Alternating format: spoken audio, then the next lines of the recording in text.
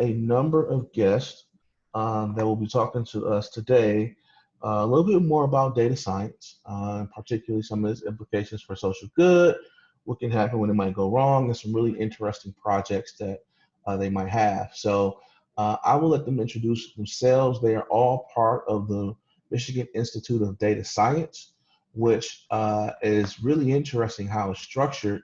Michigan has this approach where they create centers, right? Centers of excellence, essentially, for specific topics, and MIDAS is one of them. And so a number of the students here are either in the data science program, whether it's master's or PhD, and they're also involved with the center as a whole. Well, we also have some postdocs, which means they've gotten their PhD already and then came back to participate. In fact, Maria, who's running the data science portion as the learning coordinator, is one of those data science fellows who earned her PhD and then came to Michigan to do continue her research. So I'll turn it over and open up the floor to the MIDAS team. And if anybody needs to share a presentation, let me know. I can make you a co-host.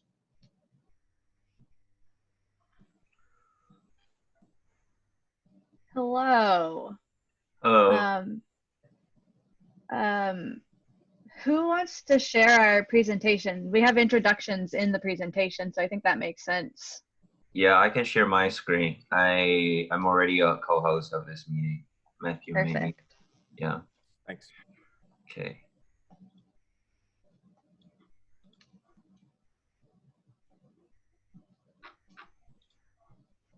I think I can start from here.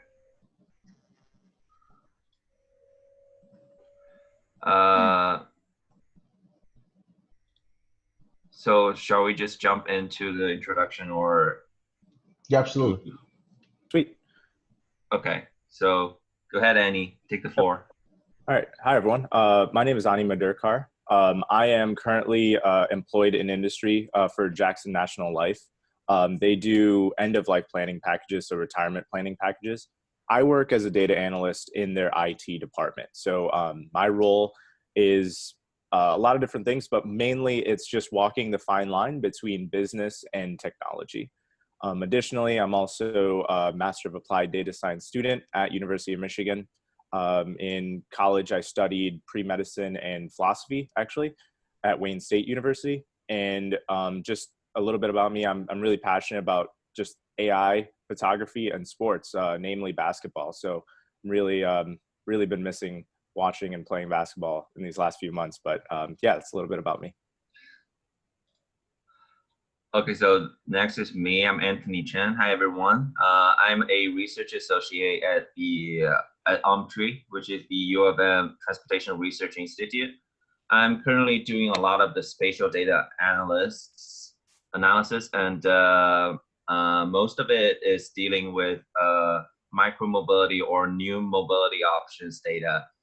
And I'm a PhD student in urban and regional planning. I hold a master's degree in urban and regional planning here at UM. And I'm passionate about urban informatics because our city have residents now. Everyone has a cell phone. Everyone is uploading their location, their preference.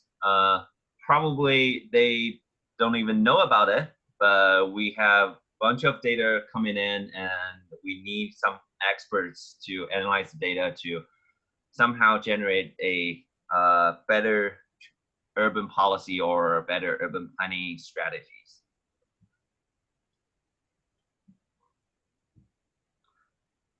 I'm not sure. Is Steve on?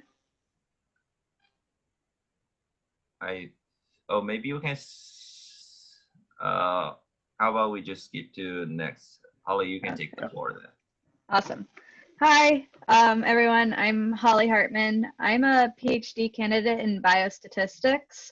I collaborate a lot with the hospital here at University of Michigan, and I work a lot with oncologists, clinicians who treat cancer, and I help a lot with their projects.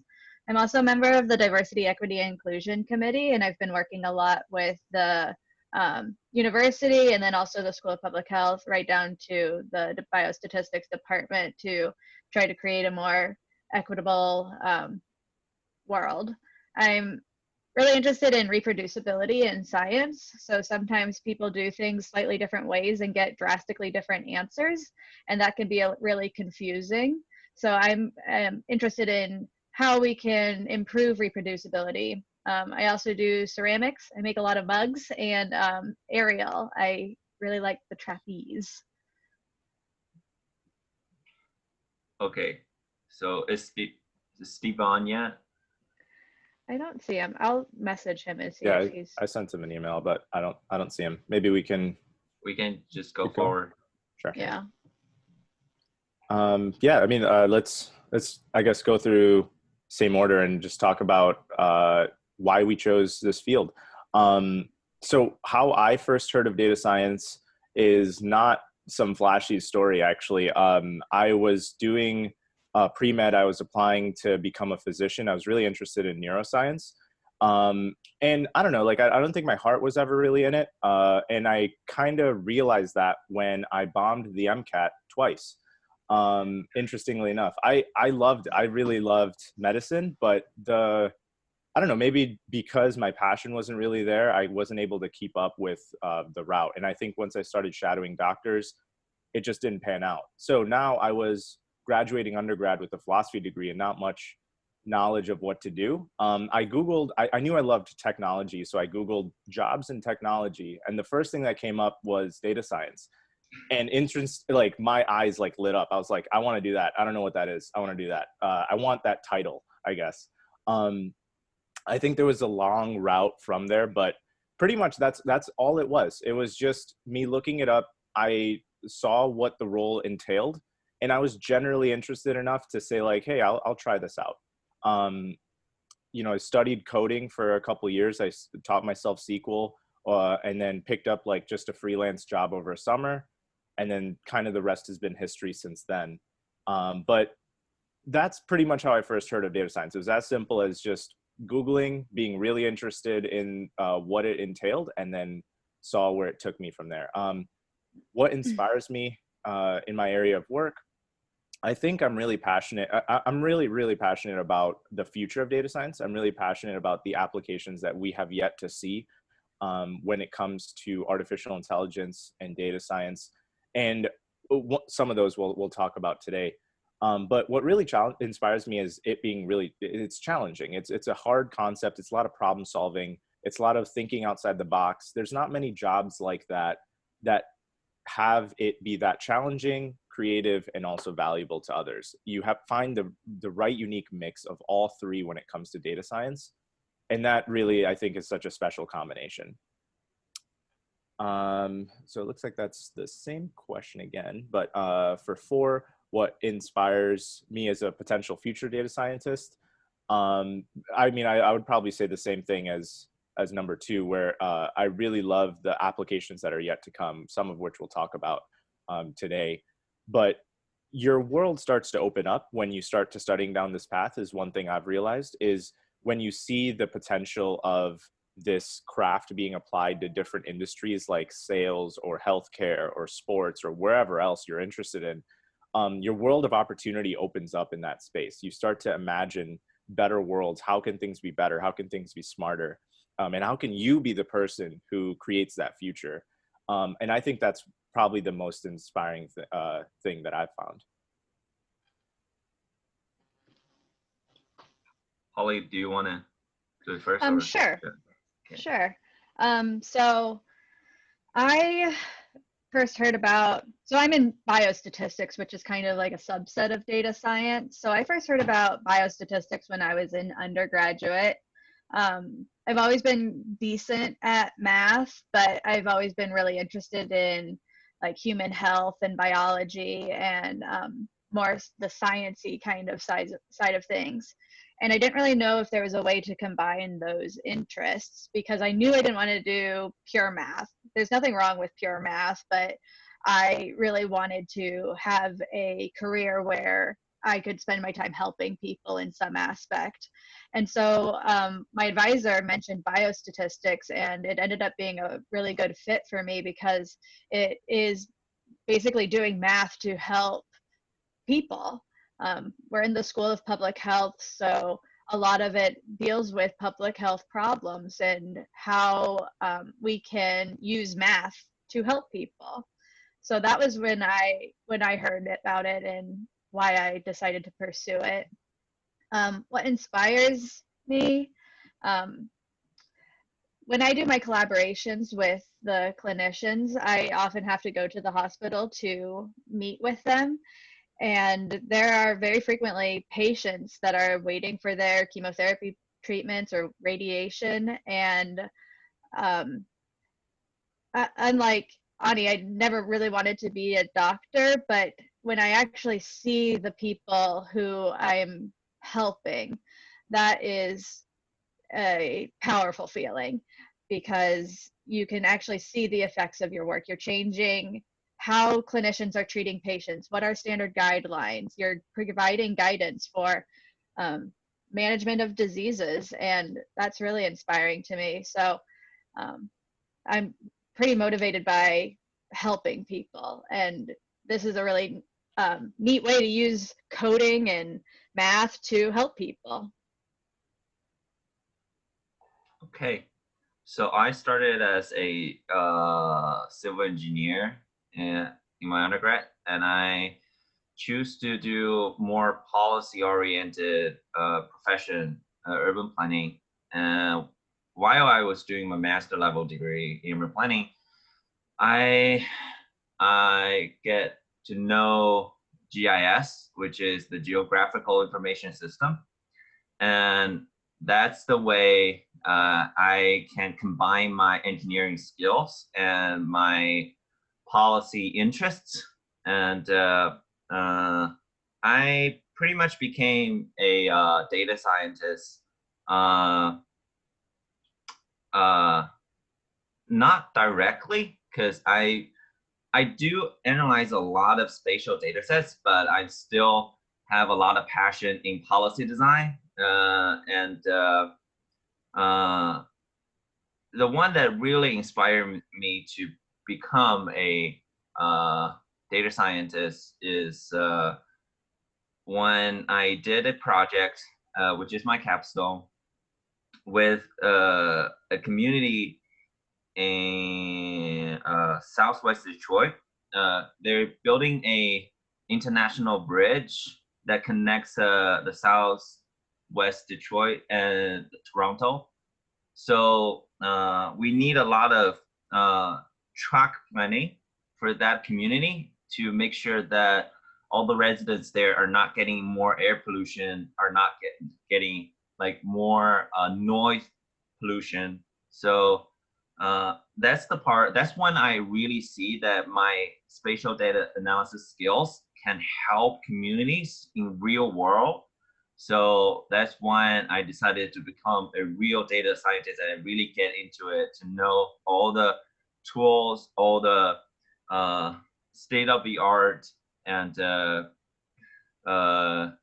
become really good at it. Okay. So with that, we will move on to next slide. The current state of data science. I think Steven's on the call. Yeah. So, Steven, yeah. Did you want to give your intro and your past Sure. data science real quick? Yeah, I'm very sorry for being late, by the way. I totally mixed up the times. I'll just give a quick background to who I am. I won't tie things up. So my name's Steve Blair. I'm also a PhD student in biostatistics in Holly's cohort, actually. I'm also one of the co-presidents of Statistics in the Community, which is a nonprofit community outreach program that students in our department have, where we actually work with community partners and other local foundations to help them with data analysis and support if they're otherwise under-resourced. And I guess just to answer the two questions that we just talked about, I had sort of a lucky happenstance falling into biostatistics. Going into undergrad, I actually applied as a math major. I had never heard of biostatistics, never taken a statistics class. I knew I liked math. I knew I liked applied math, and I didn't know much else. It turns out my undergrad had an undergrad biostat degree, which is very uncommon. And I happened to run into somebody who knew about it and also knew that the tuition was half as much as being a math major. So I switched before I got on campus, and it worked out for the best. I absolutely love the application. I love the biology, and I love the opportunity to help people. And I would say that really inspires me. So I work a lot in quality measure development and public reporting for health outcomes for patients, specifically like kidney disease patients, people on dialysis. And twice a year I actually go to Baltimore and I meet with patients, patient advocates, doctors, policymakers. We have this 2-day meeting, and it's really inspiring hearing everyone's stories and how our work is directly translated into better outcomes for them. And it's sort of being able to like apply my toolkit to an area that would otherwise be foreign to me. I think is really cool to be able to sort of jump into somebody else's space and be able to do my part. Okay, so we'll switch to the next slide then. Awesome. So the current state of data science. Before even anything, I think there's a lot of buzzwords. I think there's a lot of words that are easily to get confused with each other. And to be completely honest, there's a lot of people even in industry, like at a job, that are still figuring out those buzzwords. But I generally do think that this Venn diagram of sorts is pretty accurate. So data science lives as this combination of tools. AI, think of AI like physics. It's like this big domain, right? So, and in it, you have a lot of things. Inside of it, machine learning is a specific tool set of AI. So like how Newton's laws of mechanics relates to physics, machine learning more or less relates to AI. And inside of machine learning, there's a specific type of machine learning called deep learning. That's a different topic, but it's just a more specialized version. Data science kind of spans all three, a piece of them, and then a little bit more. So it's more just the idea of you're getting data, you're running experiments, like, you know, you can run different types of experiments. So think like scientific experiments where you have, you're trying to control for one thing and you're trying to assess the impacts of different variable. So there's that piece of data science. There's the accumulation of that data from those experiments. Then you have to clean it. So you have to pre-process those data. Then to make sense of any of it, you got to visualize along the way. So that means understanding different tools or different coding algorithms that you can use to visualize that data so you can understand it. Once you understand it, then you actually get into the modeling of it, the modeling of the data. That's where that's the only piece where you're actually applying a math algorithm to the data. And there's a bunch of different math algorithms. There's a bunch of different ways you could kind of extract that insight from the data. But the whole goal is to get the computer to understand the data well enough so that way if it sees something new, it is able to make an inference on it or understand it without you explicitly telling it to. So yeah, so there's all those, but there's one specific piece that I do want to talk about, which is the final part, which is communicating results. All these things, you know, you can learn the math, you can learn the programming. I think that all of it's awesome. It's really interesting. I guarantee you, if you go down that journey, you'll find a life of just endless learning, and it really is incredible. But none of it really matters if you can't communicate those results properly to someone who cares about them or someone who can make some change from them. Typically, if you're doing this, it's a full-time job. You don't have the capacity to also take the results and then create change in the world. Usually you're giving those results to someone who has the power or has the position of authority to actually institute that change. Either that's a government official or it's a CEO or whatever. And that piece, usually those people at the end don't know the math. They don't know the coding. They don't care also. They just want to see what should I do? Or how can this help me help others better? So that's generally the current state of data science. Those buzzwords are still being figured out, but that's more or less where it's at right now, is people are trying to make that whole process, all those different skill sets, as efficient as possible. There is one topic though that I do want to highlight is Moore's law, which essentially states is like the number of transistors in a microchip doubles every 2 years, while also the cost of computers is being halved. What that more or less means is that it is becoming cheaper to store more and more data and to get more and more data. So I actually had a survey ready, but I really loved the chat. I loved how active it was. So I want us to take like just a minute and everyone just throw out in gigabytes, roughly, how much data do you think is generated each day? And for context, the PS4 has an internal hard drive storage of about 500 gigabytes. Okay, so PS4 has internal storage about 500 gigabytes. Each game is roughly 50 to 60 gigabytes, which means on the PS4, you can store maybe about 10 games. Okay, so that's context. I want you guys to just throw out guesses of how much data on you do you think is generally generated each day?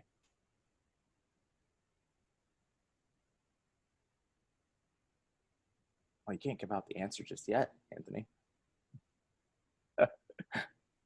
Now they're cheating.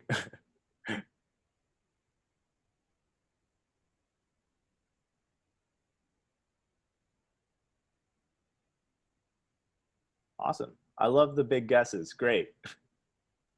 All right, let's reveal the answer. So in the whole digital universe, there's about 2.7, what it's called zettabytes, which is 2.7 trillion gigabytes currently in the whole universe. But each day, about 2.5 billion gigabytes is generated. And that is according to a source from 2018. So we are 2 years past that. And each year it's accumulating more and more. I think all of us probably have a good guess as to why, though. It's your phone. Your phone is your biggest like reason for why this is the case, because as you can see in this chart, again, from that study in 2018, CD about less than, like 0.5 gigabytes way back in 1985, 1995, the DVD about 1.5 gigabytes, Blu-ray disc about 25 gigabytes. 2003 is roughly when things started to change, and you see the cloud coming out. All the cloud really means is like a subscription model for data. So companies can pay as they want, depending on how much data they use. So if they, it really is a subscription model. So they can say like, oh, I only use this much, so I'll only pay for this much. So once that happened, everything skyrocketed. And then once the iPhone came out, things just keep on exponentially growing. So what you're seeing is every day, the amount of data that gets collected on you is insane. All the websites you access, all the different sites you go to for buying, shoes on Nike or whatever, or if you're just on TikTok or Facebook, all those things, they're all collecting an insane amount of data that you don't even realize. And I'm not just talking about, oh, how many views did this person get on a video? I mean, like, what phone are you using? Like, what memory? Like, if you sign in with Google to other websites, all those things come back to Google. So like all these things come back in accumulation too. So now the whole goal is making you feel like you're using a perfect product. And I don't mean that in like a bad way either. Like, you want to use a perfect product, right? Like, you want to use Google and be like, oh, wow, Maps works so incredibly well. The reason it works so incredibly well is because of that insane amount of data that gets collected on you. So that way they can create a personalized product for you. So that way, when you go to Google, they're just like, hey, around this time, you usually take this route. Well, why do you know that? You know that because you've used it enough times. They've collected so much data on you that they're able to use machine learning, use data science to say, typically this person around this time takes this trip. So keep that in mind. Whenever you use any digital software, any app, they're all collecting data on you. And if you're thinking that's potential privacy or ethics concerns, you are completely right. That is a whole different topic though. The only thing you need to focus on right now is that the digital ecosystem is insanely expansive and continually growing. And as you can see here, most of it is just in the last few years. So one more slide. And interestingly enough, that exponential growth chart maps really close to the softwares and the tools that have recently come out in the last few years too. So as you can see, Google right around 1995 when they optimized their search engine, Amazon and Facebook right around the 2000s. But then what's happened is the biggest companies, Google, Amazon, Facebook, they've stayed. So they haven't gone down over time. They've stayed and they've only gotten bigger. And so all that exponential growth applies to them as well, right? They're a big reason for a lot of these other things. But then over time, what you see on the right-hand side, which is going to take it to new levels, is similar to what Anthony was saying, with things like smart everything or smart cities. So if you have all these things connected via sensors and all these things connecting, getting data, you can only imagine the insane heights that this can get to. And the thing is data science and machine learning and AI, all those things are very, very much dependent on the data, on the quality of data and the amount of data that gets funneled in. So the more that comes in, the better those things get. So Ani, you actually mentioned the cloud, and I don't think that everybody fully understands what the cloud is. They just think, oh, there's data up somewhere and I don't know where it is. In reality, those servers exist somewhere, right? So could you kind of like talk a little bit about what the cloud actually is and Sure. the way most people understand it? Sure. So right, like even before the cloud, if a company has to store any type of data about you or something, they typically have actual servers. Like they have think like a gaming system. Like you have an actual like system where you can store something on it. But that is only so limited, because if you want to keep getting more, you have to keep buying more systems, right? So like if you wanted to store more games, you either have to buy a new Xbox or you have to buy a hard drive to make it more powerful to keep expanding. But you only have so much money, so you can only do that so many times. If you get billions and trillions of data, like if you're Google, you can't possibly afford to do that. So there's another way that you are able to store more data, which is the cloud, which is pretty much the same things, but distributed horizontally instead of vertically. So you have a lot of those systems living in horizontal, and then you have pieces of your data living in replication in each system. So I think honestly, I even took a little while to understand cloud. I had to have it explained to me a bunch of times, but the biggest concept is your data is distributed alongside a bunch of different servers horizontally. And what that means is around the country, they actually have servers, and then these servers keep passing your data along, and that makes it easier and cheaper to store your data. And what that also allows them to do is you're able to ask Google or Amazon, like, hey, I only use this much. Can I only pay for this much? And companies do that. So that way it makes it cheaper for them to store their data somewhere. And also the software, people love that kind of interface, because obviously you're not paying for stuff you're not using. So generally, I think all that's really needed to know in terms of cloud is that some company is still storing your data. It is not going into meaningless nothing. You are giving it to them, and it is just a matter of storage. It is just because they're getting so much from you that they need something that they can store in a feasible way. So that means it gets distributed alongside a bunch of different servers. And the way it's handled is considered the cloud. Sorry, I honestly, if you don't get it from that explanation, I totally empathize with you, because I think I've had it explained to me a billion times. And I still am questioning it, to be completely fair. It's hard to conceptualize it. That's, I think, the point, is it's hard to understand it unless you're working with it. But I promise you, the more you read about it, the more you have it explained to you, it'll naturally come.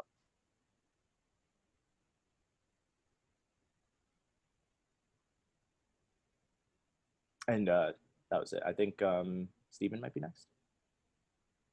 Yeah. So I guess what we're seeing here is that big data, we're living in this era of big data, and data isn't going anywhere. We're collecting more and more and more at this exponential rate. So naturally, it's a great time to be a data scientist. And actually, the past 3 years, Forbes has listed data scientist as the #1 job in America. But what we're seeing really is that there's a shortage of data scientists despite this. So we have all these data. It's a great job. It's listed as one of the best jobs in America, but we're in a shortage right now. And does anyone want to hazard a guess as to why? Maybe in the chat, just throw out some guesses.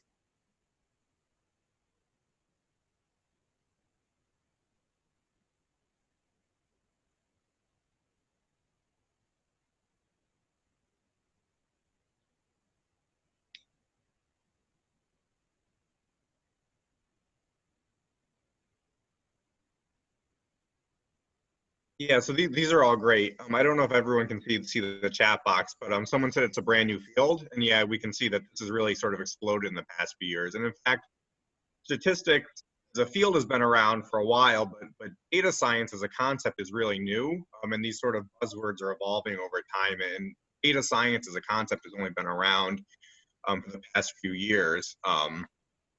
And I really do think knowledge of the field is one of the main things, and the education behind that.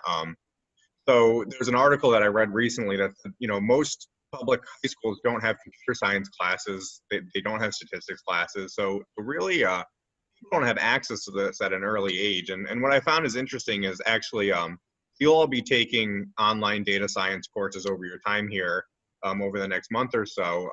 Another option is through Coursera, which is another massive online open course. And I actually have some data here on the right-hand side of the slide from Coursera from Johns Hopkins about who actually takes the Johns Hopkins provided online courses through Coursera. And really what you see is, by and large, these are white males in America who already have their masters, already have a job, and are already settled. These are the people that are taking advantage of learning data science as a field, people who are already established in their careers, already know about the field, and who already have access. And so it's pretty shocking to see this, because you would think with this online education movement that people would be able to take this and have access to it, and more people would be able to learn data science and apply these skills and land these great jobs that we're so in need of more people to have.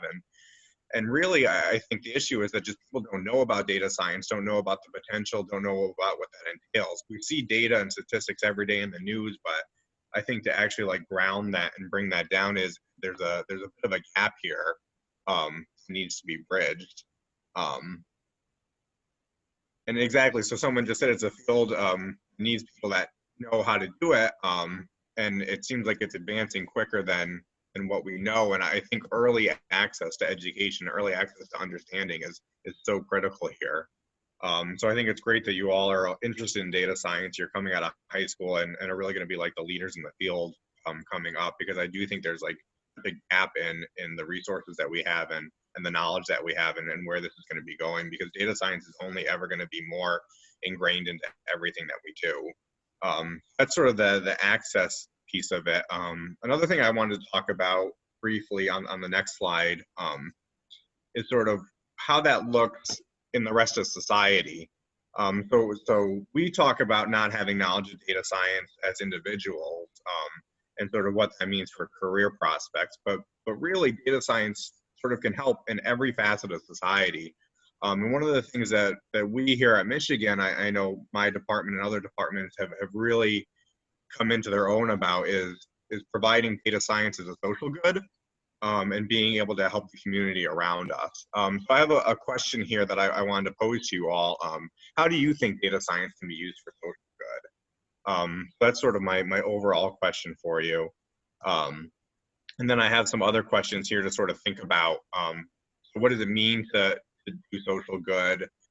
How does access to data science affect this understanding? And what can we do to help, and how are diversity and inclusion so important here? So if anyone has any thoughts about this, I'd love to hear it. Maybe good. It may be good to like have a like actually talk instead of like doing the group chat. This might be a longer question to type up for people. Yeah, absolutely. Yeah, if someone wants to hop on and give their opinion, I'd love to hear it. Sure, let's take the questions one at a time. So let's just take the first. How does the access to data science affect our understanding of data?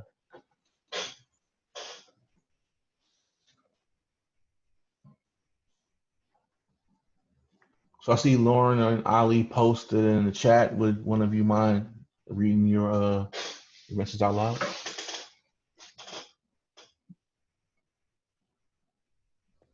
Sure. Yeah, so I wrote that it can be used to efficiently use resources, especially for communities who have a lack of them. So like there are some communities, they don't know what the issue is with their use of resources, and then we could just use that data science to fix those issues or find ways to use them more efficiently. I think that's an excellent answer, and actually sort of tease the next slide a bit. That's exactly one of the things I'll be talking about on the next slide. So I think that's a great answer. I think a lot of communities have data, they don't know what to do with it, or sometimes they didn't even know that they have data to use to help with their like operational processes or some questions that they've had individually. So I absolutely agree. That's a great answer. Can I say something? Absolutely. Yeah. So I was reading Lawrence and I was just thinking that classifying health conditions is based on the patterns. I mean, along with that and like tracking like over time, just different changes and like, I mean, social changes or economic changes, it helps with that. So it can help like for predictability in the future with if we have problems like in the past and we can predict them for the future. Absolutely. I wanted to also pose a similar question to number one to the crowd, just real quick. It's still in the same line. I assume you guys studied science or some English, in high school.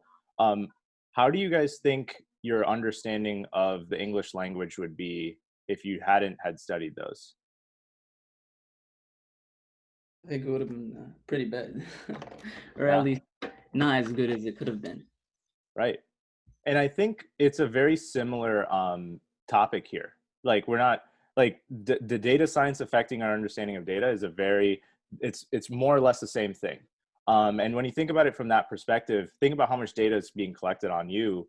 If you aren't studying it, if you aren't aware of it, that could seriously limit your ability to operate almost in society.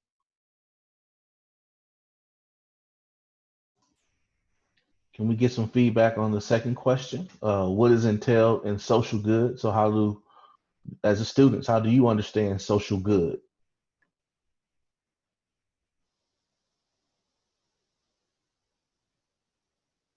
Probably to be nice to everyone or to like listen to people and not bring them down.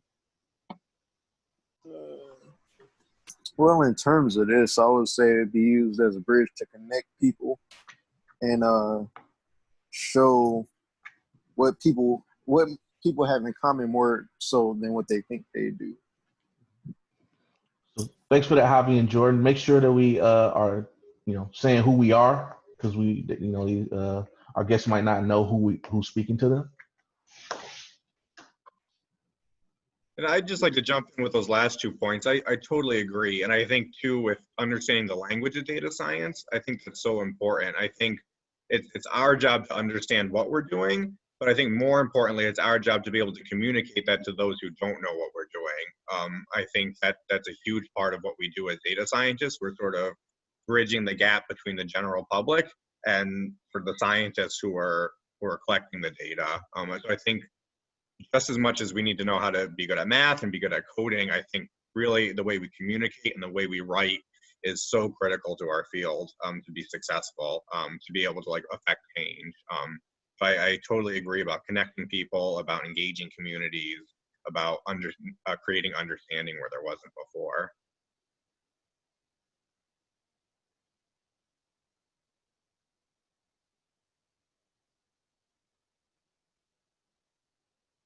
I really like this one here. I hope you don't mind if I read it.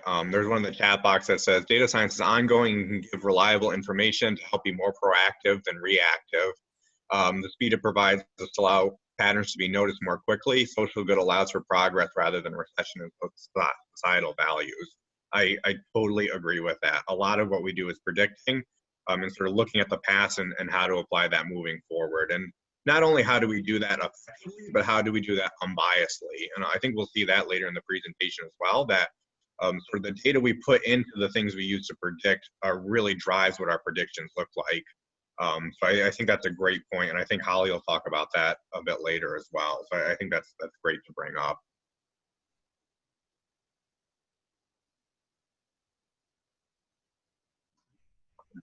Does anyone else want to jump in? I don't want to take up too much time on this slide. I know we're getting close to time here. The time is fine. We're good. We've accommodated the schedule. Take all the time you need. I really want to hear about why our diversity and inclusion is so important here. I think that's something that's very important for society to think about and for our students to think about.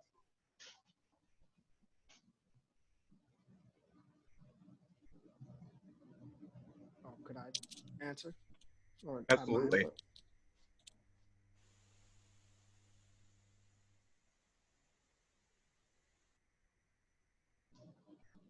Amy Joel, you went back on mute. Oh, okay. Oh, do you guys hear me? Okay. So my name is Emmy Joel Antigua, and what I think that diversity and inclusion is very important, especially in the data science field, is because you kind of want to have it really broad. So whatever your interests are, it might spark something to, like, as a domino effect that eventually could be integrated into something, into an experiment, or just discovering something along, the way of science. That's just my opinion. I'm Kayla. Oh, does someone else want to go? You can go. Okay, I'm Kayla. And I was just thinking that you guys said that it's like running experiments and accessing or assessing what the impacts are.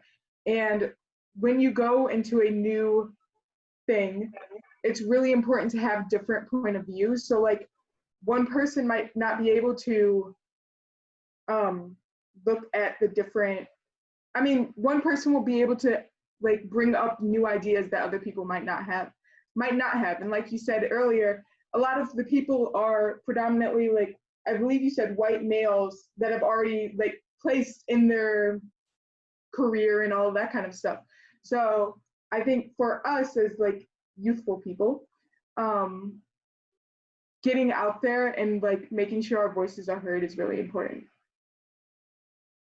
I totally agree. And I think too, like experience is a huge thing. Like we all have different experiences. We all come from different backgrounds. And I think being able to apply our experiences to our understanding of the data that we're seeing is crucial. I really think there's like an interpretation and understanding piece that goes into that. And that really is part of our experience and our identity.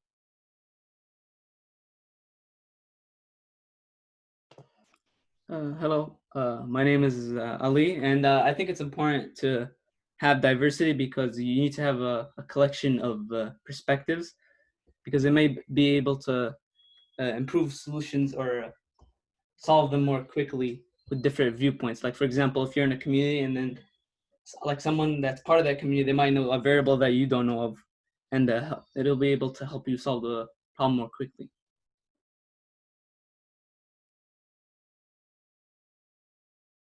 I also think that diversity makes the person feel more comfortable, especially like if you're about to go into like college. I know that like the University of Michigan, they have a smaller diversity than at Wayne State. Like big Ivy League schools tend to have a little diversity.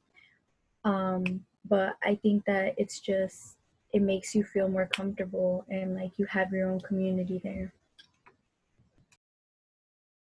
My name is Jordan. It is me again. So I think diversity and inclusion are important because everybody comes from a different background. And so unfortunately, some people are at a disadvantage. We can help those at a disadvantage who can also help us in return. Because again, nobody can do anything. One man can't do anything by himself. And so thousands can't do anything by themselves. We all need each other. And that's why diversity and inclusion are so important, because it can help us get better as a whole, as like a whole country, as a people, as a community. And that is why I think it is very important. I completely agree. I totally agree with everything you're saying. And I really definitely love. Oh, go ahead.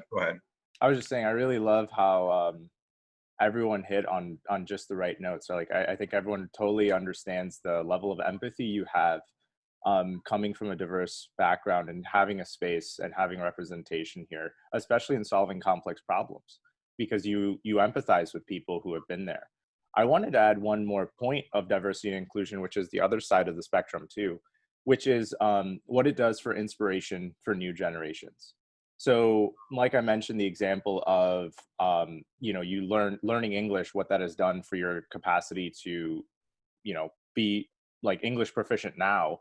Now think about if you were learning from a white male teacher versus a teacher who looks more similar to you. and what that does for you, right? Like they can, you identify with them more. You can serve, being in data science, you can serve just by you practicing, you serve that role for future generations. And you serve that role as an inspiration for future people to come on board. And just by you practicing the craft and taking an effort to learn this for others, people pay attention to that. And then I think that opens the door for more people like you to join as well. Noah, do you mind reading yours? I really like, I think that was one thing that hadn't been touched on yet that I think is so important, what you just put in the chat. I really like that too. And I think that yeah, for sure. So I put, there's still so much human input in creating models for machine learning and AI. You mentioned earlier how the leaders in this field are the ones who already have previous degrees going into data science, like primarily white males. By starting young, there is a better probability in diversifying the field. And sorry, I lost the chat. That's okay. That's I really like that first sentence about human input. I think that's something. So I would call myself more a statistician than a data scientist. And so I think when a statistician talks about data, we really try to understand the intuition.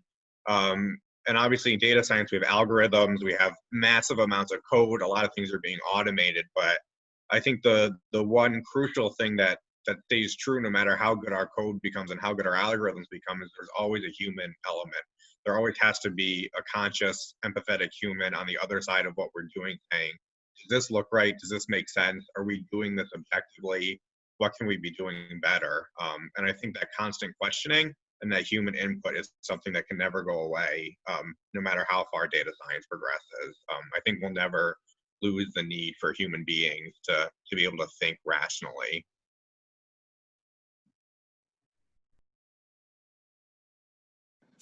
Hi, this is Lauren. I'm usually speaking a lot in meetings, but I just had to drop my brother off at work. And I just wanted to compare data science to kind of like swimming. In the community I'm in Detroit. It's not really exposed to a lot of students and just African-American people in the community in general. So that means that when they are exposed to it, they can kind of fear it, or they're less likely to want to pursue it. So I think that similar to data science, when they finally get to it, they don't really want to do it. They think it's hard, and it can be life-threatening because they can drown. So it's just like, I just wanted to kind of relate it to something that happens a lot as well. I want to dive a little bit deeper into that. What do you think helps overcome that fear the most? I think it's influencers. Like if you're raised around people who show you that there's nothing to fear, or if you do fear something, it's not that hard if you really want to do it. So I think the main thing is what is important to the people that teach students, and then that'll kind of rub off on the students. Yeah, no, that's fantastic. I think that in itself is a great answer for why diversity and inclusion is so important, because having diverse enough leaders to influence the next generation helps alleviate a lot of those fears.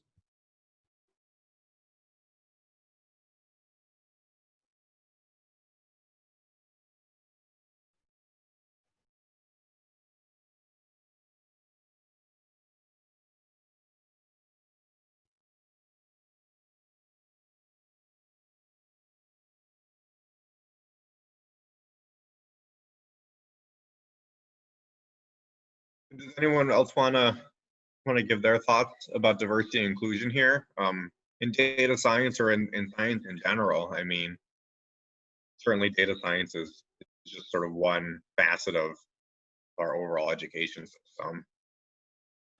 Honestly, this is Lauren again. I have a hard time differentiating between data science and all of the different types of data people on data camp. And even when I go back and rewatch the video, it's just, they seem so similar, but they have different jobs. So can you you may have done it, but I have a slide coming up that might help with that. Okay, thank you. Yeah. Yeah, so I will say I think the tricky part, just to answer that briefly, is I think there's a lot of jargon in our field.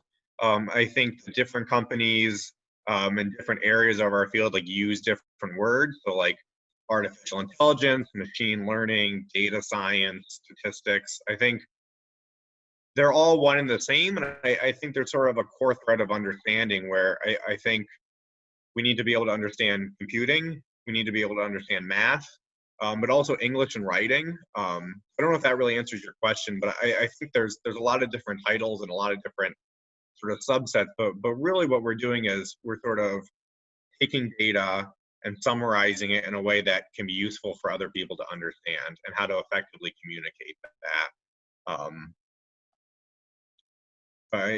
Yeah, like as Ani mentioned, we have a couple slides later on that I think will go more into what that means. At least from an industry perspective, but I think that's a fantastic response where like the skills don't really change as much. The titles come and go, and the titles will keep coming and going. By the time you guys graduate college and stuff, I'm sure the titles will be different. The titles are just based off of what's kind of like relevant, but the skills are forever, and I think they're always going to be needed. So could I ask something? Sure. My name's Nia.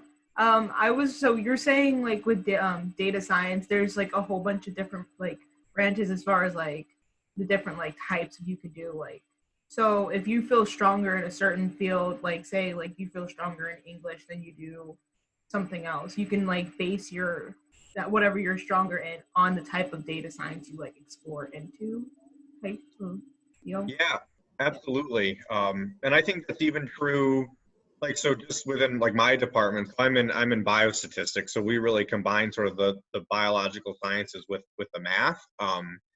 And there's definitely a spectrum of people in my department. So there are people who are really gifted at just pure math, and they are the ones who are sort of coming up with new theories and coming up with new ideas, coming up with things that sort of lay a foundation for what we do. There's people who are really good in the sciences, and you know, all they want to do is work in their subject area. They want to help, you know, come up with a new method for predicting cancer, or they want to come up with the new way of like detecting genes that are associated with diseases, and so they're only coming up with new methods. And you know, there's people who are good at computing, and they're trying to think of ways of handling more data, making things go faster. There's people who are fantastic at writing, and their job is just communicating data science and being data science educators. And we definitely see that even just within my department, let alone all the departments on campus. And I don't think that's a bad thing. I think that's actually a great thing. I think we need that. I think people are so diverse in their interests and their strengths that people shouldn't shy away from data science if they feel that they're not strong in one aspect of it, because I think your strength in another aspect of it can sometimes be more beneficial in like the whole. I'm just gonna hop on and say that I agree definitely with everything that Stephen's saying. There are so many different roles in data science and different needs, and I'm sure it's going to be constantly evolving as well. But I'd also say that if you're interested in something but you don't feel like you're strong in it right now, I would encourage you to keep pursuing it. Like, even if you're really interested in the theory but you're a little intimidated by the math, I would say I believe that anybody can learn anything. I don't think that people are just like naturally gifted at statistical theory, because that doesn't make sense. So I would say you can just pursue it, learn it. I wouldn't say, especially right now, you guys are all so young, just don't limit yourselves by what you think you're good at in high school. I mean, in high school, I had no idea what I wanted to do. And my first year in college, I was a business major. So, I mean, don't limit yourselves by what you think you're good at right now, because that can change. And with a lot of effort and trying, you can learn anything. So there's a role for whatever you want to do, and you can do it. Yeah, thank you. I'm so glad that you said that. That is so true. And I think self-talk is huge in that. I mean, I remember taking a class here that was really hard, and I thought, I don't understand any of this. I'm never going to use this. What am I going to do with this? This is so overwhelming. And I took it, I retook it, and now I use it every day. It was something that I never thought I'd be able to be good at. never thought I'd be able to do. I kind of wrote it off in my mind as something that just was beyond what I was capable of. And I think too, a lot of it for us comes with experience. As you do things more and more, it becomes, there's sort of a muscle memory, like playing sports or anything. You sort of, it becomes natural. It's like, I saw in the chat, some people are saying, what was it? So we have a PhD level like math theory class. That's sort of like the last class that we have to take, like the last required class that we have to take. And it's sort of like beyond calculus, beyond what's called real analysis, going into what's called measure theory, which is sort of like the foundation for how we like think about numbers and how like we consider numbers like in an abstract sense. Yeah, I still have a hard time talking about it, but it was tough, and I took it twice. I took it, I passed, and then I retook it to get a better understanding of it. And like I said, it's playing sport, it's like, you know, playing an instrument. It's just muscle memory. And I think the hardest thing is just like, I thought for me the hardest thing was being able to tell myself I could do it, to then allow myself to be able to do it. Even what was the class called again? I think people were curious about it. Yeah, so the class was called Advanced Inference. It's an 800 level class here.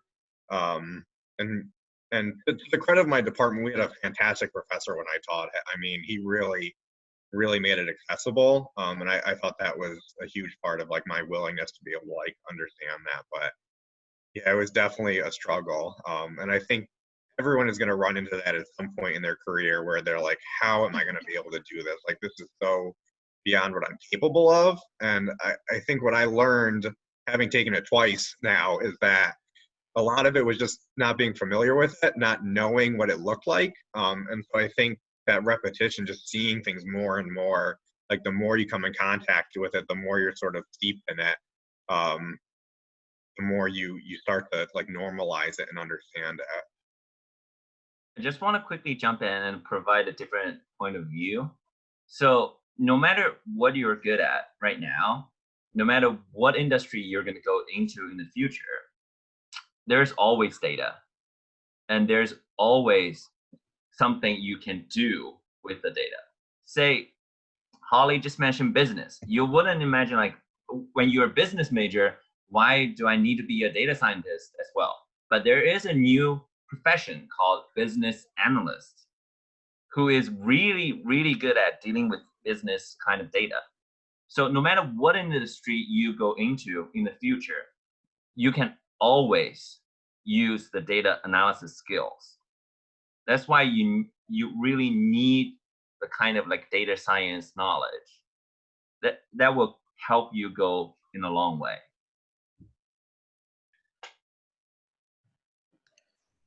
Yeah, one of the nice things about data science is it's kind of frequently described as you get to play in everybody's backyard. So we are able to use the tools of data science and apply them to any field. We can work with economists and business people, policymakers, nutritionists, I mean, anything. There's data everywhere now. And so data science can do anything or be part of anything. So thinking about areas where you're interested as well outside of just the data science, like what gets you interested like in the news or like things that you want to pursue. Those are areas where you can collaborate. Should we move on to the next slide? I'm loving all of this conversation. I'm feeling so inspired by you all. Yeah, let's take Amy Joel's comment and then we'll move on. Okay. Oh, yeah. So I just wanted to ask any one of the speakers or all of you, if you want to just go real quick regarding the process that you guys go through, you know, with your research in data science.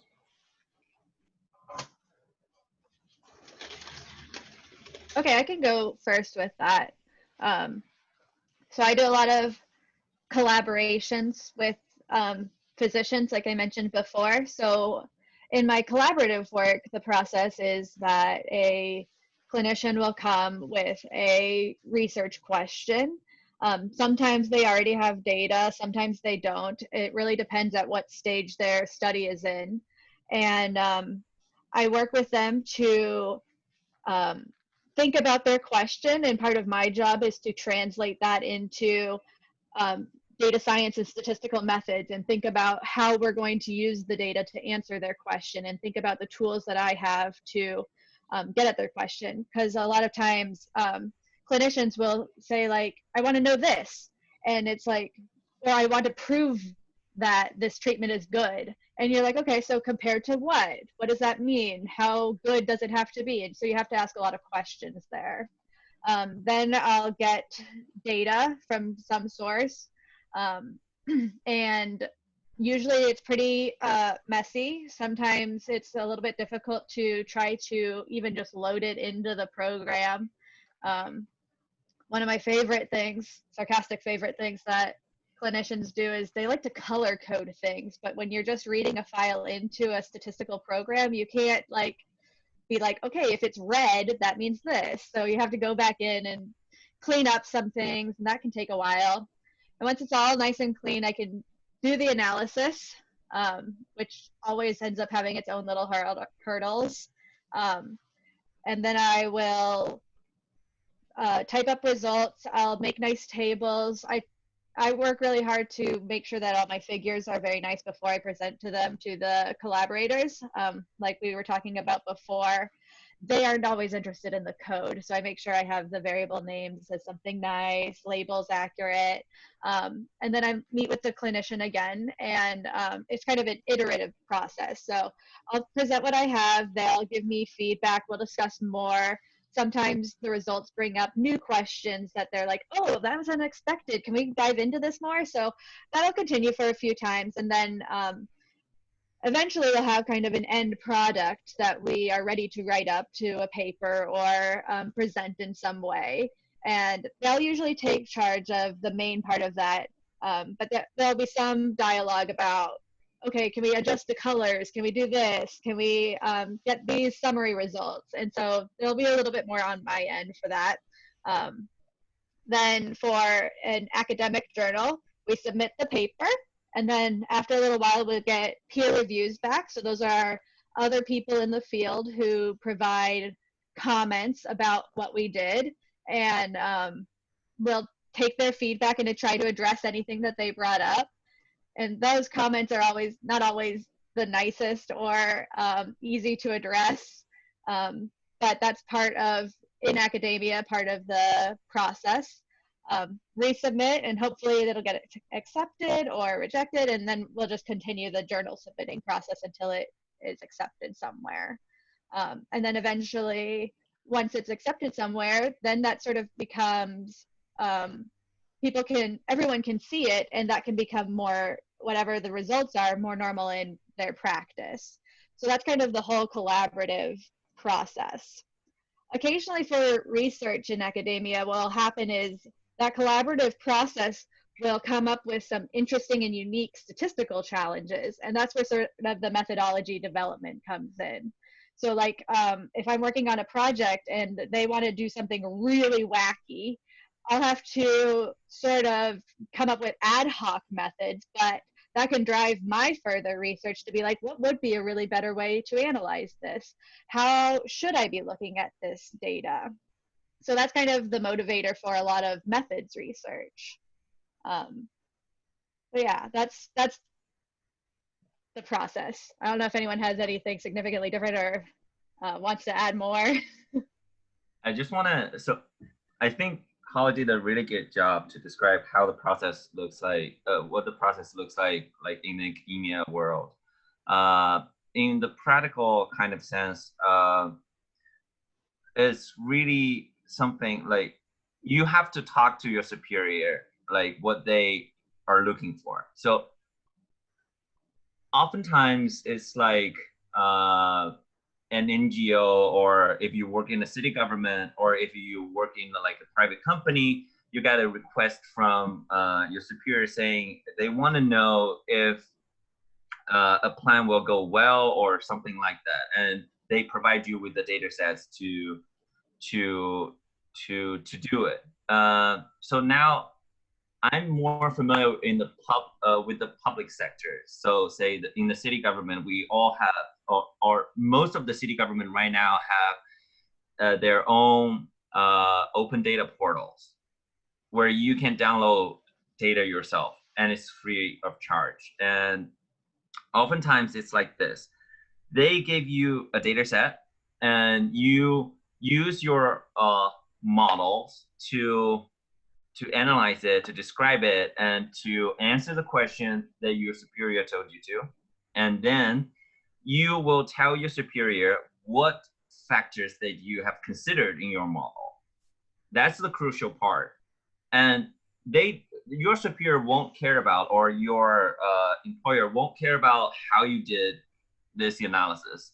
They only care about what factors have you considered, and how can they tweak it.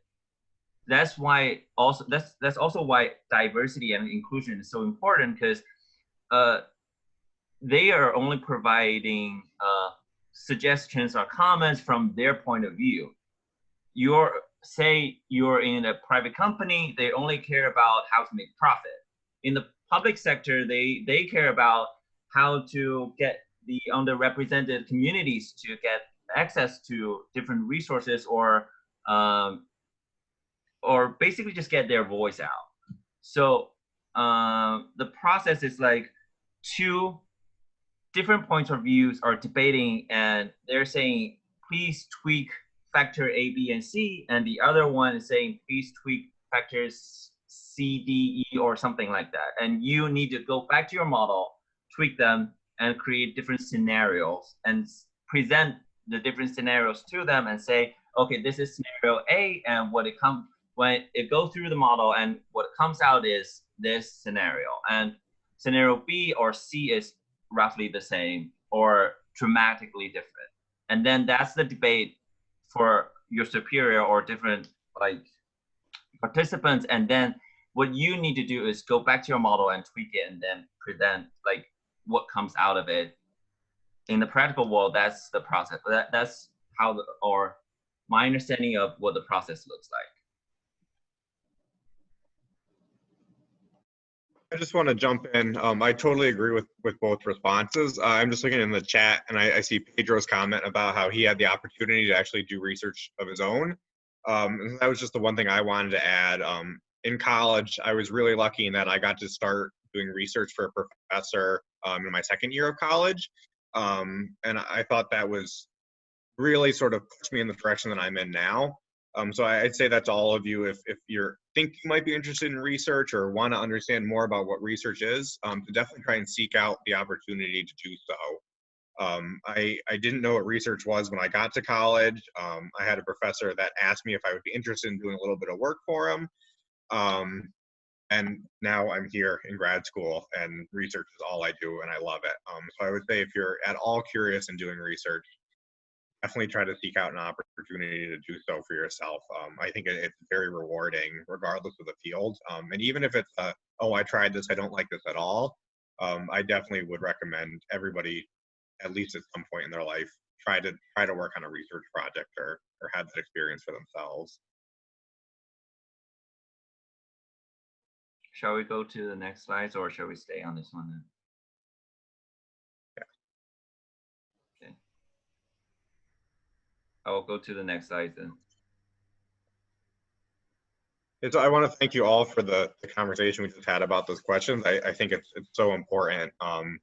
So coming back a little bit to sort of like the diversity and social good aspect of data science, I just wanted to put a little plug in here from some work that we do that may be a little different than what you think of when you think of data science. I think a lot of the times when we think data science, we think like Google or Amazon, these sort of big tech companies, or like heavy scientific research. But one of the things that we do in mine and Holly's department is we actually volunteer our time to work with local community centers and non-for-profit organizations, and we help them see if they have data they can use to better help their processes, and sort of help them grow as a company, even if it's just on a small scale, even if it's just a local company in Ann Arbor. So I know we're getting a little over on time, but these are just 3 projects that I just happen to have worked on in the past year. with this group, and I think it sort of speaks to the diversity and things that you can do in this field. So I don't know how many of you are familiar with Ann Arbor, but Ann Arbor has a community foundation. And one of the things that they did recently was they had a huge grant where they were trying to figure out how to allocate a lot of money to help senior citizens. So these are like things with them getting meals, or in-house care, being bathed, being transported for doctor's appointments, things like that. And it's really our job to figure out where they have the most need, where can this go, how can this money be used best. Similarly, we worked on a project in Toledo, Ohio, where they sort of have these mobile food pantries that drive around Toledo and deliver food. The question is, where's the best place to be driving? Sort of looking at Toledo as this large city, like where can we go to impact the most need? Where can we help the most people in the smallest area? Another thing that we worked on was there's a children's center here in Ann Arbor that has a lot of crisis calls from like high-risk youth. So these are children who are homeless or who have run away from home. They don't have good home lives. They don't have a good home situation. And really there's such limited resources here that they have to have counselors on staff 24 hours a day. And it's how do you balance that? We're making sure that the counselors are there at the right times to be able to help these kids in need. So these are just 3 examples. This is just in the past year, projects that my department has worked on. And this is not for academic credit. No one was paid. This is just purely because we have the skills and we saw the need. So I just wanted to sort of plug that as you're thinking about what you can do as a data scientist. It doesn't have to be working for a big tech company. It doesn't have to be doing medical research. Data is everywhere, and data can be used for so many different things. And these are just 3 examples, and we're going to get into some more detailed examples later, but just how data is so crucial. So here we have 3 questions, we have 3 needs, and with the data that these non-for-profits already had, we were able to answer these questions and help them better the community around us. So I think maybe we can go on to like some specifics. So I'll talk about this when we each sort of have a project that we wanted to talk about. This is another one that I'm working on currently, which I just think is such an amazing project. So I'm sure, is everyone familiar with Flint, Michigan, and everything that's happening in Flint right now, or that has been happening for the past few years with the water crisis? There's been huge fallout from this, just the mistrust and the misinformation, and how people were just lied to about their health and well-being. And so what people in Flint have done is they have this survey, this community survey, that they now have been releasing it since 2003 every 2 years, but now they have really put a lot of focus on the Flint water crisis. And really what the survey does is it allows people to give the opportunity to say their perceptions of their health, how their health and well-being is in their community, in their built environment, with respect to the water crisis, with respect to their income, their access to food and medication. And this is really giving a voice to people that otherwise wouldn't be heard. Really the goal of this project is to understand the health and well-being of the people in Flint. And it's a very complex survey, and I won't go into the details, but in statistics, there's a whole bunch of considerations that go around having a survey that you can get good data from, and that's like representative of the population that you're surveying. This is a whole area of study for people in my field, is how to create a good survey. And really we're able to collect a lot of data on the people in Flint and how they're feeling and how they've been feeling. But one of the things that I wanted to speak on this project is that all this data gets collected, but it's not accessible. So what they have done in the past is they just release this like 100-page document online that gives like every possible combination of the survey responses that they get. And while it's completely transparent, everybody in the public has access to it. Not everybody really understands what they're looking at, so they can't use it meaningfully. And really this is like by the people and for the people of Flint.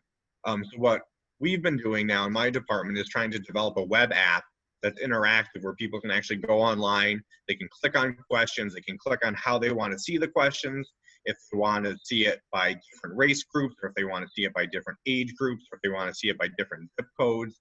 It's this fully interactive, like data visualization tool that we're trying to develop right now, where people can really like take ownership of the data that they've contributed to.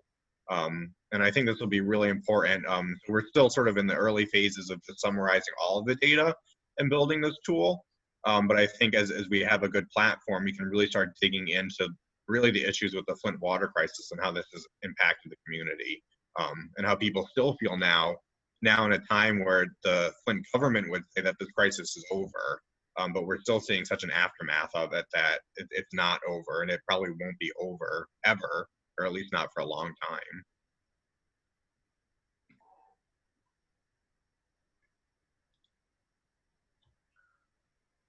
Okay, so next project is my project. I just want to introduce you guys to a project that but I did during the pandemic.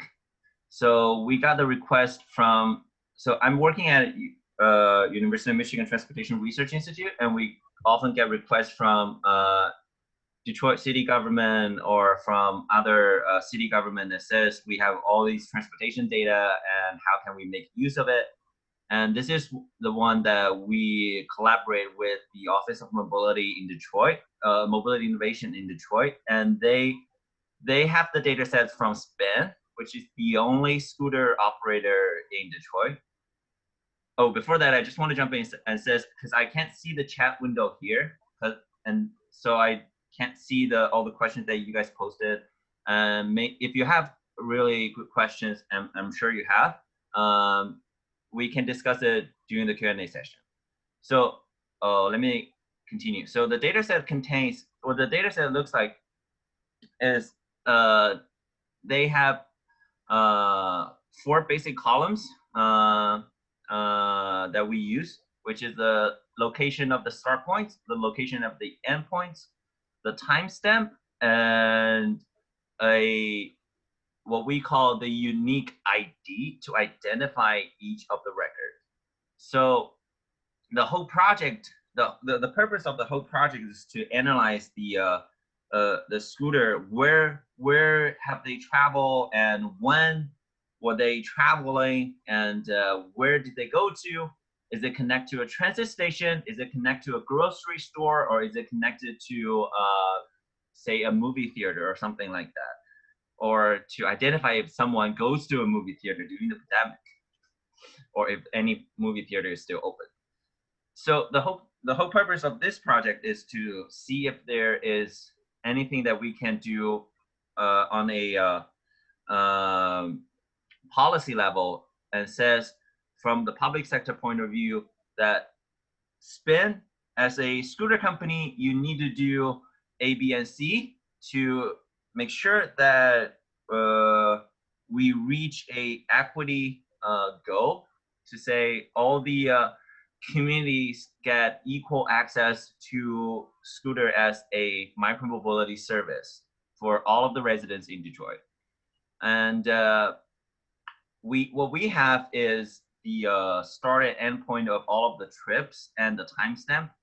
And what we need to do is to see how many of those trips start or end in the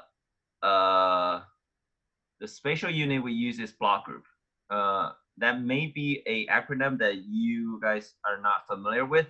Let's just say it's a block, a city block. And what we need to do is to see how many trips end in a city block that has low income residents and has a high percent of African Americans, and to see if a different population or a specific population group are getting less access to these micromobility options. And if this specific group of population is underrepresented, we will say from a public sector and says we make the request or ask it Spin to deploy more scooters into that block. That's the whole process of this project. And what we end up doing successfully is we provide a full analysis of the scooter trips and provide evidence or proofs for the city government for them to renegotiate with Spin and develop a better scooter deployment plan to reach this equity goals, and to give equal access to all of the communities in Detroit. For those of you who lived in Detroit, I don't know if you feel the change of the scooter deployment or if you use scooter ever, but the outcome of this project has been proven successful, and we now see changes of the scooter trips. More scooter trips are happening in underrepresented communities now. So I just want to show all of you two quick figures that we did that I'm pretty sure that after this data camp, you will be able to do by yourself as well. So this is like a basic analysis using GeoPandas, which is a package that utilizes Python as a coding language. And what we'll do is to show how the trips, how the number of trips change during the different time of day. And there's another one that's pretty, I don't know, direct.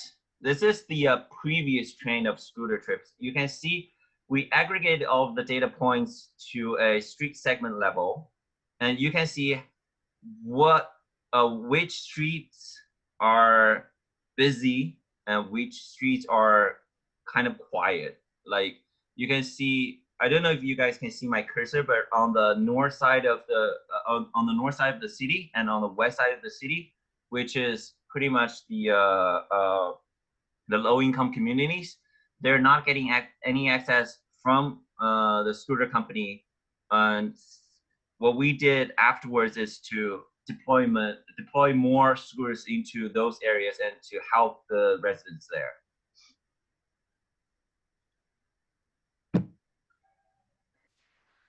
Okay, I'm going to talk about my project now, or one of my projects.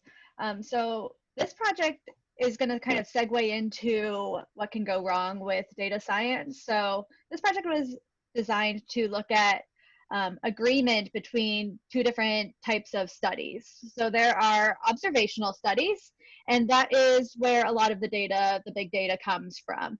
And in healthcare, this is when patients are not necessarily assigned a treatment based on any sort of randomization. They get what the clinician thinks that they should have based on different factors and their disease and such. And then there's also randomized clinical trials, and those are the types of trials where drugs are developed. So typically with a randomized trial, there are at least two treatments, and people are either assigned treatment A or treatment B, and those treatment assignments are totally random. And what that does is it makes those two groups of people who are receiving the treatments very similar. Whereas with observational studies, there might be different characterizations. For example, like if a person is going to either receive, a cancer patient is either going to have surgery to have the tumor taken out, or if they're going to receive chemotherapy. That treatment decision might be based on how well the physician thinks that the person could handle surgery. So people who receive surgery might be healthier than people who receive chemotherapy. And then when you're looking at the results, it might look like surgery does a lot better, but that's just because before they even received their treatment, they were already doing pretty well. So observational studies are usually a little less expensive because they don't have to be quite so regulated. And so there are but however, the randomized clinical trials, they can give really unbiased estimates. They can get at the true treatment effects and the treatment differences between those two treatments. So observational studies, they're cheaper, they're faster, but randomized clinical trials are considered the gold standard because they can give really good estimates of these things. So more and more, because the data is available, people are using observational studies to compare treatments. And so my collaborators wanted to look at if the results from an observational study were similar to results from a randomized clinical trial, because that would mean that we could save a lot of money and stop doing these trials or start trusting the observational results a lot more. So to do that, first we had to do a big literature review. We had to search through lots and lots of databases for randomized trials and observational studies that were looking at the same thing so we could compare the results. So that took a long time. And then we had to, because our goal was to ask, are these types of studies producing the same results? And so we had to kind of come up with, what does that mean for them to have the same results? Is that like the recommendations from the papers have the same recommendations? Does that mean that the estimates are similar even if the recommendations aren't the same? And then we had to present the results in a way that explained what we were doing and explained the differences between the types of studies. So the benefit from this project, or the end result, was that we found that these types of studies don't have the same results, and they don't often agree. So that means that the observational studies likely have other factors. The patients who are receiving the treatments have too many different factors to really be comparable. And if I was going to do this project again, I would sort of explore agreement in different ways, from the recommendations from the paper, or statistical significance, or even just the actual estimates that we got. So this is kind of a lead into the next slide that I'm going to talk about. So I'm ready for the next slide. Okay, so there's a lot of, there's so much data out there, like we were talking about before. There's there's a big number. Zettabytes. That's a lot.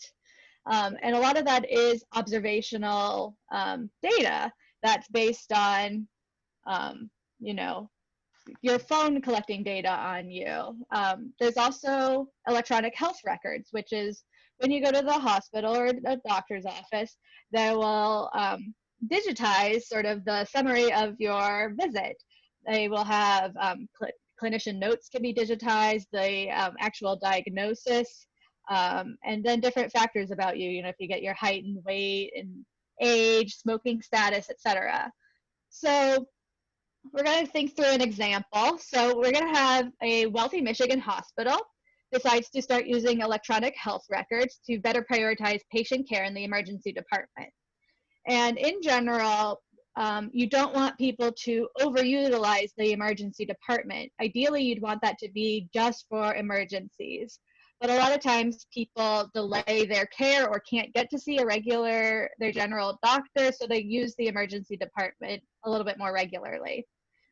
So the electronic health records have data on their demographics and how many times they go to the emergency room, and if they were seen at the hospital for anything else too. And so the goal of this data science project is to minimize patients returning to the emergency room within 30 days. So we'd like to be able to get them good quality care while they're in the emergency room, and then refer them to someone to take more long-term care for them.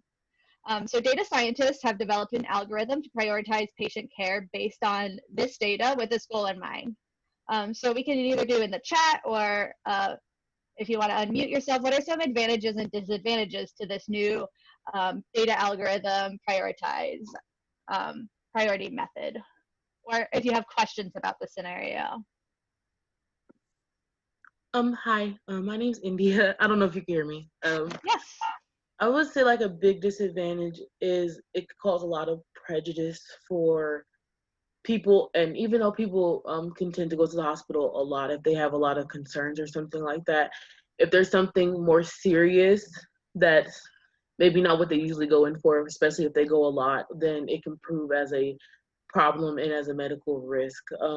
Just sending them back home, or delaying their care for something that could be an emergency just based on an algorithm like this. Yeah, definitely. So there might be some issues where if a person does have to legitimately go to the emergency room somewhat frequently, that might this algorithm might put that person at a disadvantage or view them as lower priority, depending on what the algorithm does. Good point.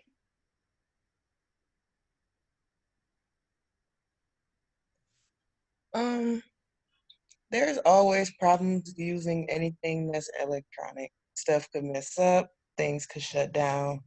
So that's like something that should be brought into play during that as well. It could be electronic, but there should be something on paper on hand at any time. Yeah, so if just in case something happens and the system shuts down, or if there's a power outage or the internet goes down, you'd want to be able to have some sort of backup system to take over just in case, right? What are some of the advantages for this? It works a lot faster than hand. Yeah. Hi, this is Lauren. I'd say that it can reach out to more people, like it can handle larger groups, more than one person. Yeah. So a doctor in the emergency department is very much limited by who they can see because they are just one person, whereas this algorithm can be like, okay, prioritizing all these patients all at the same time. Or even just an admin person it could do faster than just an admin person in the hospital as well. Yeah, so it can see a lot of people very quickly. Hi, my name is Donna, and basically it can also save resources as well. Yeah. So now instead of having people taking time to try to assess all of these things, we can just have an algorithm that will pop out the priority of this patient and what needs to be done. This is Lauren again. I'd say another disadvantage, I just saw somebody in the chat say it's a patient-to-patient case. So I think that there are going to be outliers, like people, it may work for the majority, but there's going to be people who they just don't want them to come back. So they might just say something like, I don't know. It's just, okay, I'm just going to say another example. This company made a program that responded to people. So it was learning through data, talking to regular human beings.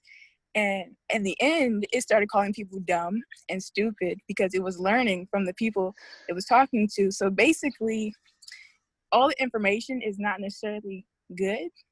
So yeah. Yeah, so this, sorry. Go ahead. This algorithm is based on the data that it's receiving, which is just from this wealthy Michigan hospital.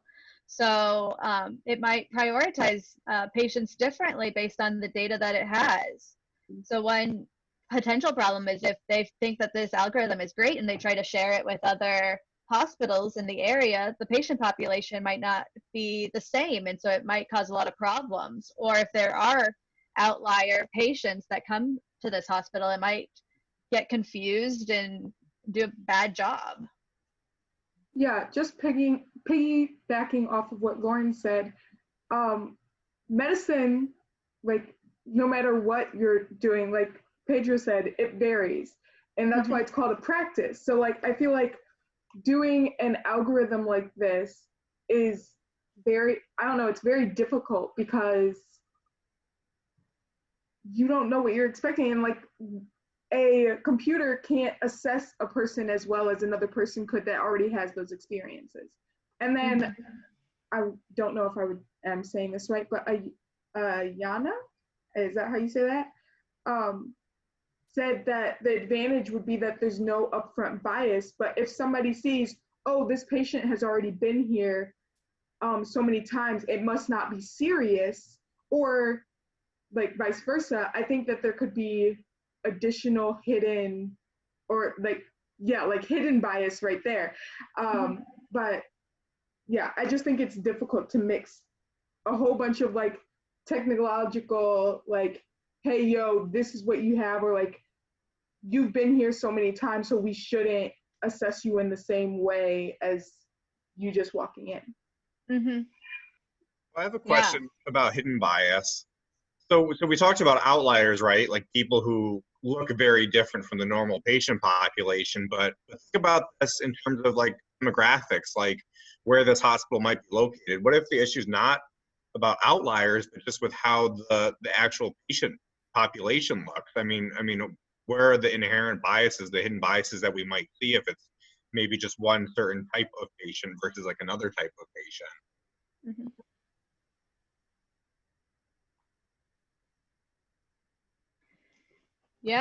Yeah, definitely. So, Michigan, if this is a wealthy Michigan hospital, is predominantly white. And so for the different health needs for different populations, a wealthy white person is going to have different reasons for visiting the emergency room than other people might.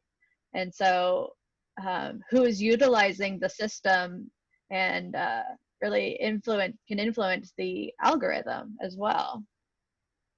Really important to remember that data, algorithms, and numbers, like it gives the illusion that they're unbiased, that they're somehow like the source of truth or something, but they're completely subject to the same bias as anything else, because they're so predicated on like who's interpreting them, how they're interpreting them, who is modeling them, how they're modeled. Like there's so many layers of, you know, potential areas where bias can come in, and it's just important to remember that data, like anything else, can also be biased.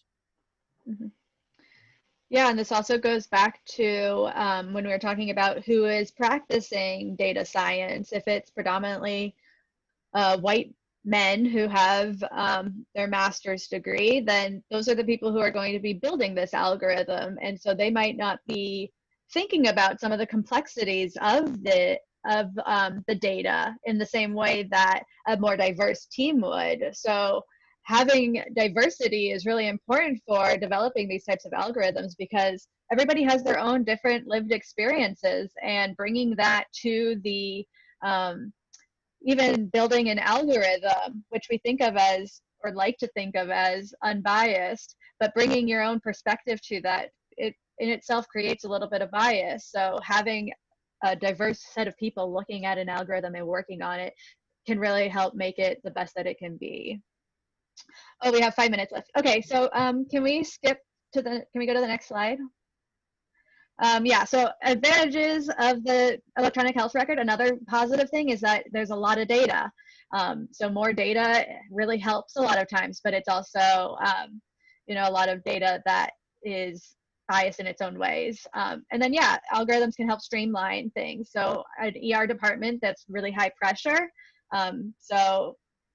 Yeah, we can go to the next slide. Disadvantages, that's basically all of what we've seen. So yeah, people without health insurance are more likely to use the emergency department as sort of a regular tool in their healthcare, because they might not be able to see a primary care physician.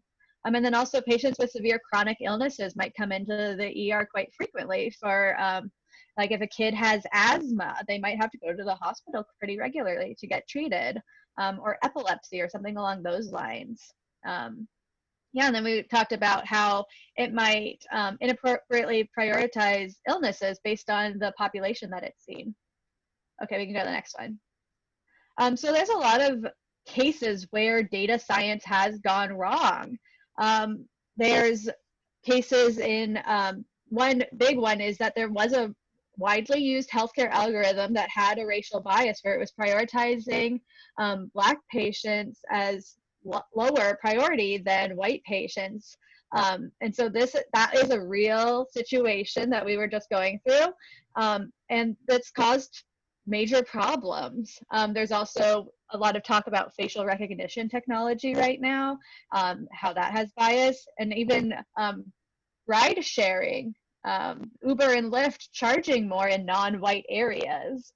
And so this is a frequent and problem, and it's going to become a bigger problem, and that's why we need more people looking at these things and thinking through them, so that we can try to understand the nuances of data science and our data better to create more just and equitable algorithms. Okay. So Holly, before you move on, I want to kind of talk about that point. All right, so this is interesting. So when I worked for Hyundai R&D, we were doing research on ride sharing. And it is true that you do have these algorithms that charge more. But it isn't necessarily the case that the people who are building the algorithms intend for this outcome to happen. Mm-hmm. Their algorithms are responding to supply. And what is happening is people who are Uber and Lyft drivers are actually turning off their app when they're riding through majority Black neighborhoods, right? So this is a case of like human behavior actually driving outcomes in the app, which then propagate and end up in, unfavorable circumstances, right? So like there's this, that's something that you also have to think about when you're a data science. Like the work that I do, how can I make sure that the worst of society doesn't influence it in a way that has a negative output? And I've literally watched people, if you take a map of Detroit, there are people who make airport runs. They shut their app off in between the airport and downtown, and then they turn back on because they don't want to deal with any of the communities that are not downtown or midtown Detroit. Yeah, that's a good point.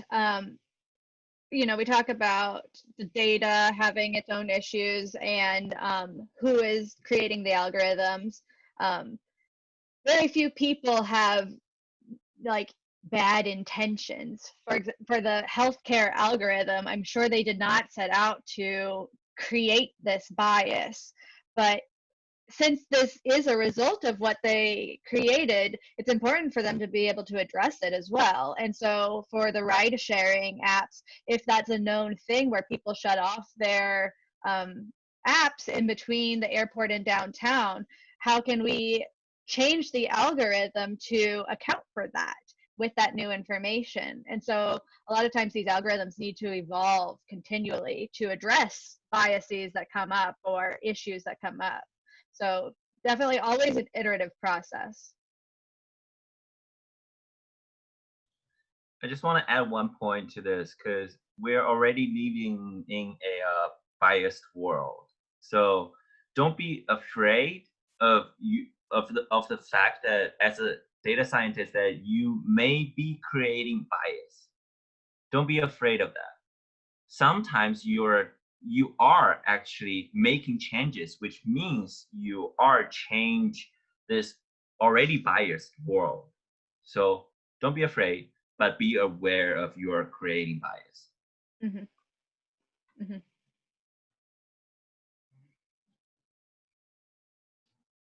All right, data science and industry. So industry, just another word for corporate job. So someone working at a company. Google is considered industry, IT is considered industry, those kinds of things. Now, the big tech companies, I'm going to, for the sake of time, I'm not really gonna reference them. So like Facebook, Amazon, Google, although I'll give examples of their applications of data science. They're definitely outliers. They're definitely exceptions to the rule in what data science looks like in industry because they have so many people, some of the best people in the, in the tech industry and things like that. So first and foremost, in business, everything revolves around business value. Now that's kind of an abstract way of just saying for what you paid, what did you get back? And what that could potentially be is just simple money and profits. Sales have gone up. It could also be time. So did you put some effort into making a process automated, making it faster, so that way the next time people do these, it doesn't take the same amount of time? Did you make it more efficient? It could also mean new customers. So did you expand into a new demographic of audience that wasn't currently buying your product, but now they are? Did you improve a customer's experience? So like you're using, Amazon, they're constantly making feature updates, and those feature updates are focused on you. So that way you have a more positive experience when you're using Amazon, because your positive experience means more positive experiences, means you'll use it more, and etc. So like those kinds of things are considered business value, and everything revolves around that at its core. Not all companies are mature enough to explicitly say that how close are we? Are we doing this? Did we actually get one new customer? But everyone's marching generally to those goals. And I want to emphasize that because it's important to remember in industry, everything costs money. your time, your effort, you simply being there working for them costs them some sort of dollar amount. And it's really important that you are able to show some returns for that. And what that then translates to is, well, what does data science look like in practice? You know, because if you're expected to do everything, computer science, domain knowledge, math and statistics, et cetera, et cetera, et cetera, you're probably going to not be as efficient as possible. So that's why the center of that Venn diagram to the right says unicorn and not data scientist, because typically that person doesn't really exist. The person who's incredibly amazing at computer science has the most in-depth subject matter knowledge of whatever industry you're in, and also has this intense math knowledge. You're not going to really find that person. And even if you do, that's not in your favor. What is in your favor is putting together a cross-functional team. So someone who's really good at programming, someone who really understands the company, what their purpose is, what the business is, how to capitalize on the customers, someone who's really good, maybe a PhD student who really understands the math. You put all of them on one team, you make them work together. Now, what that naturally means is you have different roles come in. You have people who can manage that team. So a manager who's really good with people, who understands interpersonal communication, who can work through their social problems, who can get them talking together.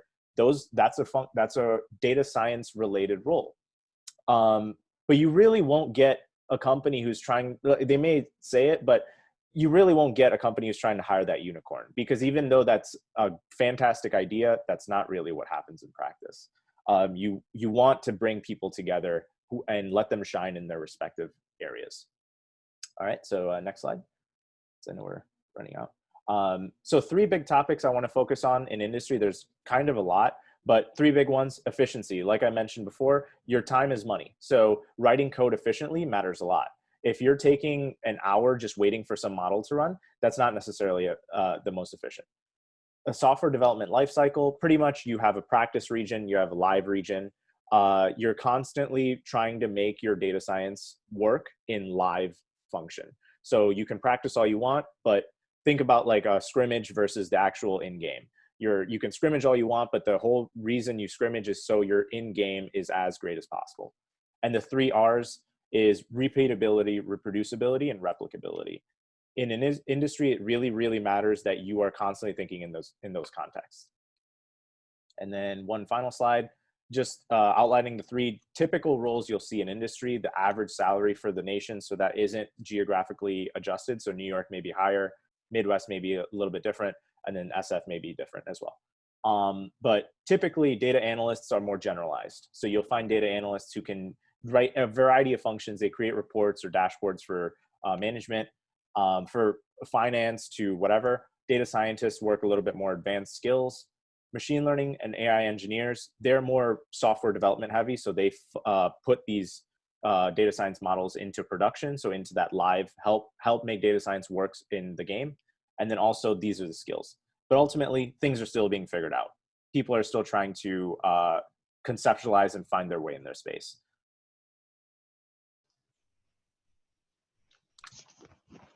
That was really it. I think this was mainly to have a slide for if people had questions, how to break into this field. If you go one slide back, try to capitalize on these skills as much as possible.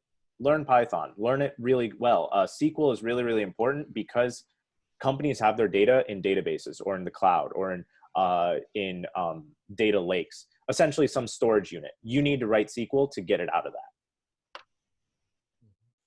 And data visualization, I think we talked about that. The math stuff, it really, really varies, but again, what was said before, don't let the math scare you.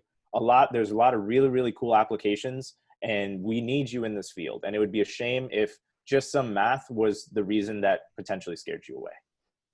Mm-hmm. So thank you, Ani. Certainly appreciate it, and appreciate everybody with the MIDAS staff that gave us a very engaging and very thoughtful discussion.